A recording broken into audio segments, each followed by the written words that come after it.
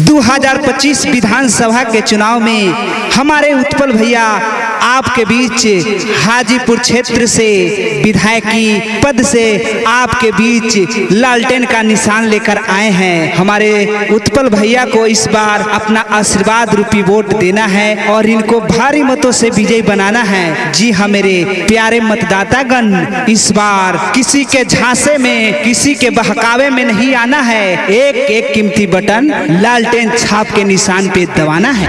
उत्पल भैया जिंदाबाद जिंदाबाद जिंदाबाद, लालटेन छाप जिंदाबाद जिंदाबाद जिंदाबाद, तेजस्वी यादव जिंदाबाद जिंदाबाद जिंदाबाद, उत्पल भैया जिंदाबाद जिंदाबाद जिंदाबाद।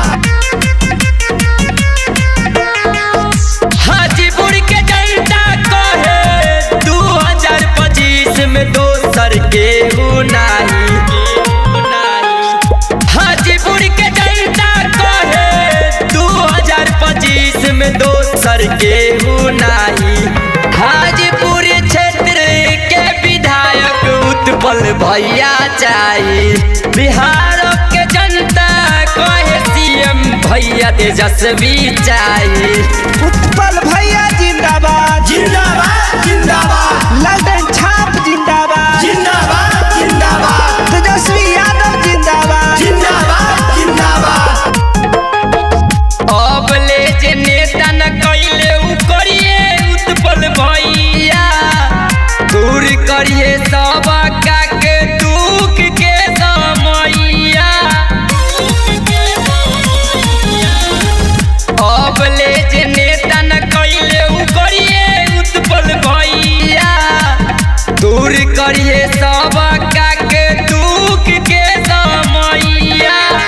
गरीबों के हक मिली, गरीबों के हक मिली, सबके मिली न्याय। उ समैया चाहे हो, उ समैया चाहे। हाजीपुर क्षेत्र के विधायक उत्पल भैया चाहे।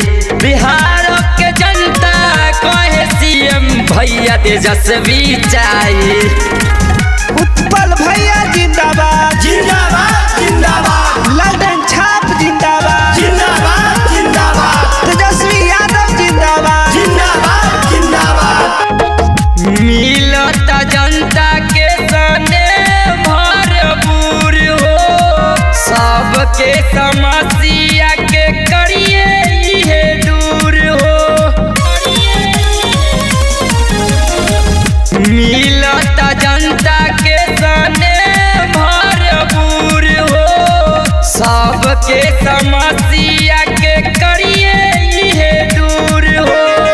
मुन मिंटू सहले बा, जनता सब सहले बा, ढेर अत्याचार अब भलैया चाहिए। हाजीपुर क्षेत्र के विधायक उत्पल भैया चाहिए। बिहार के जनता कहे सीएम भैया तेजस्वी चाहिए।